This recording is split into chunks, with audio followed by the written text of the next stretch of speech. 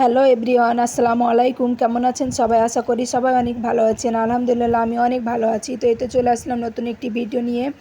তো আমি কি করি আজকে সারাদিনে সেটা আপনাদের সাথে শেয়ার করলাম। তো এখানে আমি সকাল সকাল করলা দেশি আলু কেটে নিয়েছি, তাতে পেঁয়াজ দিয়েছি। আর এখানে হচ্ছে খাসির পাগুলো ফ্রিজে রাখা ছিল, তো সেগুলোকে বের করে নিয়েছি।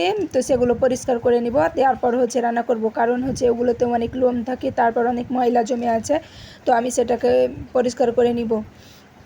তো আমি ভালোভাবে একটা একটা করে সে লোমগুলোকে বেছে নিচ্ছি। আর কাঠ লেগে আছে, যেহেতু কাঠের ওপরে সেগুলোকে কেটেছে, তো সেগুলো গুড়ি গুড়ি কাঠ লেগে আছে, তো সেগুলোকে ভালোভাবে পরিষ্কার করে নিচ্ছি। তারপর আমি সেগুলোকে রান্না করে নিব।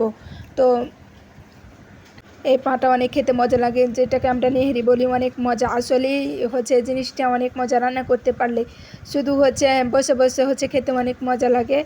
আর পাটা যদি ভালোভাবে সিদ্ধ করি অনেক মজা হয়। তো এর আগেও রান্না করেছিলাম, আমার শাশুড়ি আম্মা অনেক পছন্দ করেছিল আর মজা করে খেয়েছিল। সবাই এটাকে পছন্দ করে। তো আমরা একটা ভিডিওতে দেখেছি যে স্বামীকে কিডনি দিয়েও মেয়েটা স্বামীকে আটকে রাখতে পারেনি, পরকীয়ায় লিপ্ত হয়েছে। তো আমি আমার হাতে রান্না খেয়ে আমি আমার স্বামীকে আটকে রাখতে পারবো ইনশাআল্লাহ। আসলে সৌন্দর্য দেখে স্বামীকে আটকানো যায় না, সুন্দর চেহারা দেখে স্বামীকে আটকানো যায় না। স্বামী যদি থাকে তাহলে জরিনা সখিনা হয়ে থাকলেও স্বামী আটকে থাকবে, ঠিক আছে। আসলে আমাদের যুগে এত পরকীয়া বেড়েছে কি আর বলবো। তো এখানে আমি পেঁপের সাথে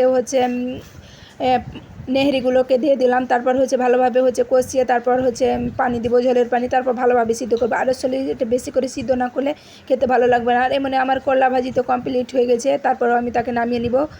তো এদিকে আমি এটাকে একটু কষিয়ে তারপর আমি দেবো, কারণ ভালোভাবে সিদ্ধ না করলে আসলে খাওয়া যায় না। তো আমার এই তো করলা ভাজি কমপ্লিট। এটাকে আমার অনেক পছন্দ, আমার ফেভারিট। কার কার করলা ভাজি পছন্দ অবশ্যই কমেন্ট করবেন। আমার তো অনেক পছন্দ। তো যাই হোক, এদিকে আমার মাংসটাও কমপ্লিট। তো নামিয়ে নিয়েছি, কারণ এখন এভাবে মাখো মাখো হয়ে থাকলে ভালো লাগবে। আর পেঁপেগুলো অনেকটাই গলে গেছে। পেঁপে দেখে তো অনেক মজা লাগে। আমি যখন বিয়ে হয়ে আসলাম, আমার শাশুড়ি আম্মু গরুর গোস্ত, খাসির গোস্ত, হাড্ডিগুলোকে পেঁপে দিয়ে রান্না করতে অনেক মজা লাগে।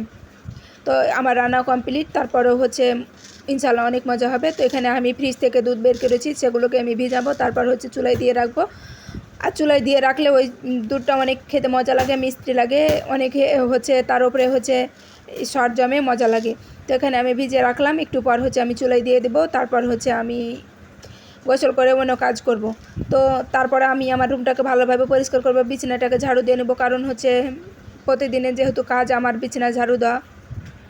তবে একটা নারীকে কিন্তু ভালোবাসা দিয়ে আগলে রাখা যায়, আর একটা ছেলেকে কিডনি দিয়েও আটকে রাখতে পারেনি ওই আপুটা। কিন্তু একটা মেয়ে যদি ভালোবাসা পায়, তারপরেও সেই সব কিছু ভুলে যায়। কিন্তু ছেলেরা সবসময় বেমানি করে, কিন্তু অপরওয়ালার কাছে তো ঠিকই হিসাব দিতে হবে, অপরওয়ালা ছাড় দেবে না, ঠিক আছে। মেয়েদের মনটা অনেকটাই যদি প্যাচাল হয় তবে অনেকটাই সহজ। তারা স্বামীকে মন দিয়ে ভালোবাসতে পারে, তারা সব ফ্যামিলিকে মন দিয়ে ভালোবাসতে পারে, সব কিছু ভালোবেসে আগলে রাখতে পারে। কেউ দেয়নি কিডনি, তারপরেও বউ দিয়েছে, তারপরেও বউয়ের সাথে বেমানি করলো, কিন্তু ওপরওয়ালা কি ছাড় দেবে না কো। তো যাই হোক, আপুটাকে যেন আল্লাহ ভালো রাখে। আর তার হাজব্যান্ডকে যেন সুবুদ্ধি দেয়, তার কাছে যেন ফিরে আসে, এই দোয়াটাই করব সব সময়। নারী তো সব সময় ত্যাগ স্বীকার করেই থাকে, কখনো বাবা মার কাছে, কখনো ফ্যামিলির কাছে, কখনো সন্তানের কাছে, সব সময় ত্যাগ স্বীকার করে থাকে। কারণ মেয়েরা তো ত্যাগী, তারাকে তো ত্যাগ স্বীকার করেই করতে হবে, কারণ যেন পরিবার ভালো থাকে, যেন সবাই ভালো থাকে। তো আমি এখানে সিঁড়িতে বসে বসে ছিলাম, তো এখানে ভিডিও করতেছিলাম। আমার ছেলে প্রাইভেট থেকে আসলো মাত্র। তো তাকে এখন হালকা কিছু খেতে দিব। তারপর দেখেন আমাদের পেঁপে গাছটাতে কতগুলো পেঁপে ধরেছে, ছোট ছোট। তো ওপরে অনেকগুলো ফুল ধরেছে, আর নিচে পেঁপেগুলো ধরেছে। তো মাশাআল্লাহ অনেক সুন্দর। তো আমার ভিডিওটি যদি আপনাদের ভালো লেগে থাকে অবশ্যই লাইক কমেন্ট শেয়ার করে দিবেন, এবং আমার চ্যানেলে নতুন হলে চ্যানেলটি সাবস্ক্রাইব করে আমার পাশে থাকবেন। আল্লাহ হাফেজ।